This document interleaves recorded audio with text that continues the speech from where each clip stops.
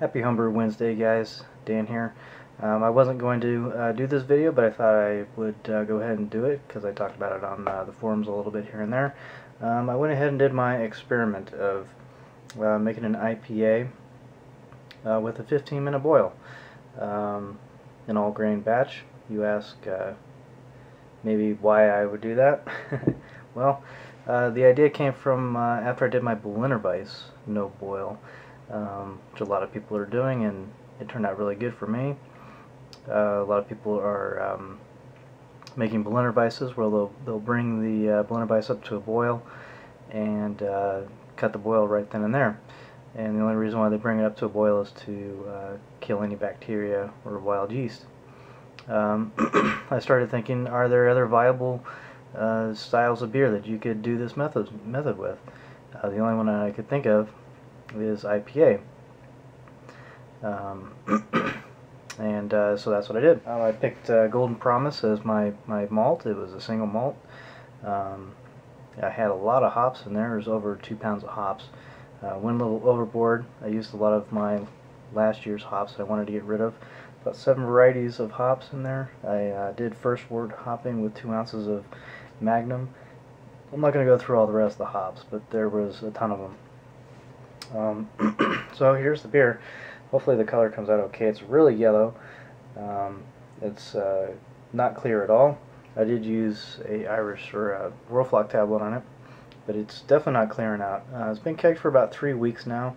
I've been drinking on it. At first it was very, very harsh. The bitterness was just over the top. There was almost a sulfurish onion garlic kind of flavor to it. Not the kind of sulfur you get from like a fermentation. But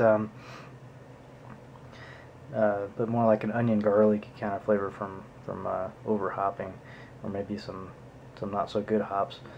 Thankfully that flavor is starting to drop out, and the beer bitterness is starting to drop out, so I can actually kind of taste it. The the aroma on the beer really quickly is really nice. It has a lot of orange, a lot of cantaloupe, lots of fruit flavors, lots of tropical fruit flavors.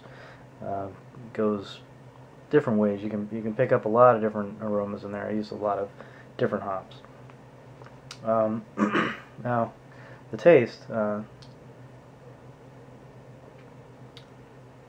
taste is very strange. It's very different. You get a little bit of the sweetness up front from the hops and the malts. It ends in a sharp bitterness, residual resiny bitterness there. You pick up a lot of tropical fruit and cantaloupe flavors in there. A little bit of citrusy flavors, a little bit of grapefruit flavor. But the main thing I wanted to talk about was the malt profile on the beer. The malt profile is definitely different, something I've never experienced before. I've never brewed with Golden Promise, but I'm sure that I've had beers with it before. It definitely tastes like malt. It tastes like if you were to take a piece of two-row or something and chew on it, that's kind of what it tastes like. There's definitely a lack of melanoidin formation. Definitely a lack of melanoidins.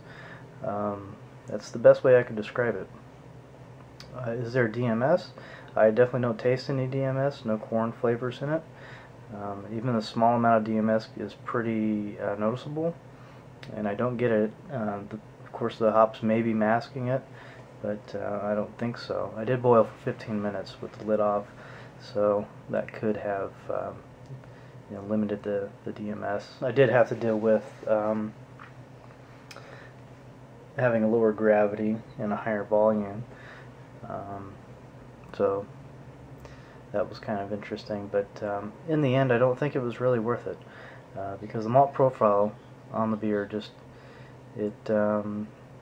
there's not enough to it. It just tastes kind of raw.